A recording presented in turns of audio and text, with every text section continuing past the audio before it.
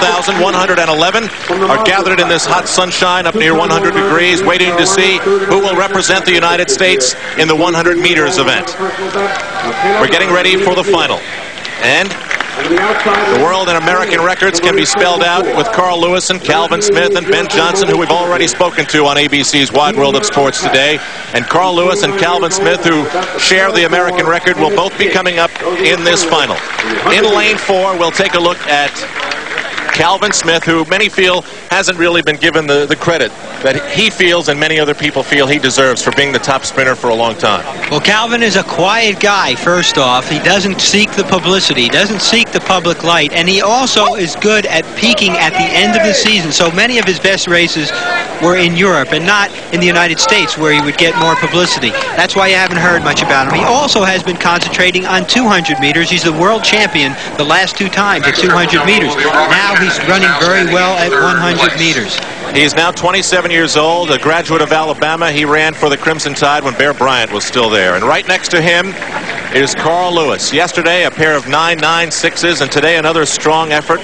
The 9.93, the co-American world record holder, with Calvin Smith right next to him. And I guess this is exactly the way it should come down, to the 2 American co-record holders in the final, side by side. I don't think you could have predicted that a couple of years ago. 3 years ago, people would have felt that Calvin Smith was finished with 100 meters and that Carl Lewis had too many other interests and may not even be around in 1988. So it is gratifying to see the 2 best ever. And I think we'll see that American record time bettered. Whether or not the wind will be legal is the question.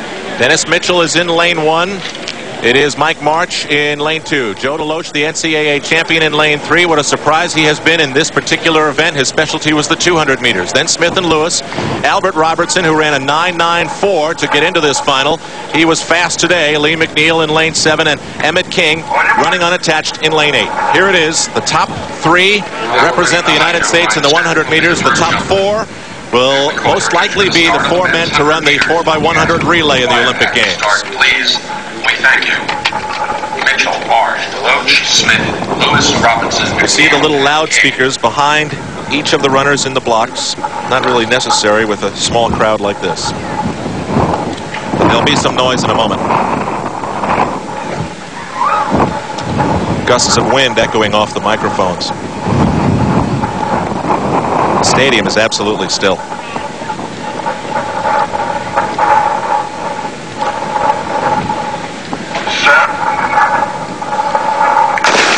Smith in 4, Lewis in 5. Smith breaks out early. Lewis is right with him.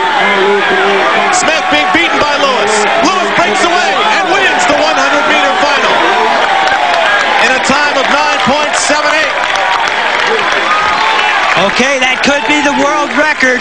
I was watching the flags almost as much as I was watching the race. And if anything, the wind was coming from the side, and the side which would be sheltered by the stands. There you see Ben Johnson watching in Canada at Carl Lewis running a 9.78. That's the fastest all time in any conditions. Interestingly enough, his time at the '84 Summer Olympics to win the gold medal was only a 9.99.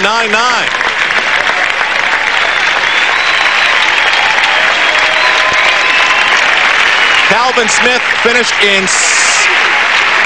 actually sliding into second place was Dennis Mitchell, who was in lane 1. He had his hands raised as he came across the line. And Calvin Smith finishes in 3rd to round out the United States Olympic team in the 100 meters. But what a moment of drama. But we have seen the fastest that any man has ever covered 100 meters, and we saw the fastest that any woman has covered 100 meters. Incidentally, the number 1 and 2 man there, Carl, you saw him hug Dennis Mitchell. Both of them grew up within 100 miles of each other in New Jersey. The unofficial time is 9:78. Let's go to Catherine Switzer. And Carl, fantastic. Another Olympic Games for you. Yes, I'm looking forward to it. I've come a long way in the last 4 years, and to run a personal best at a meet like this means so much. Carl, in 3 of the races here, you have bettered a time that would have won the Olympic gold medal. I mean, it's been 4 years since the Olympics. Did you know that? Well, I knew it, and I felt I was in the best shape I've ever been in. I tell you, people looked at Rome last year as a down race for me, but I thought it was a big race. And now I'm ready to go, and I know I can duplicate that legal. Look, the only thing you're lacking is a world record. You thought you had it. Ben Johnson got it better. Has Ben Johnson motivated you this year? Well, I wouldn't say Ben in particular, but knowing that I can improve, knowing that I'm older and stronger, and races like tonight prove it, so I'm ready. Okay, you know Ben Johnson is watching this race live out of Toronto right now. What did you tell him? I'm ready. USA wants it bad.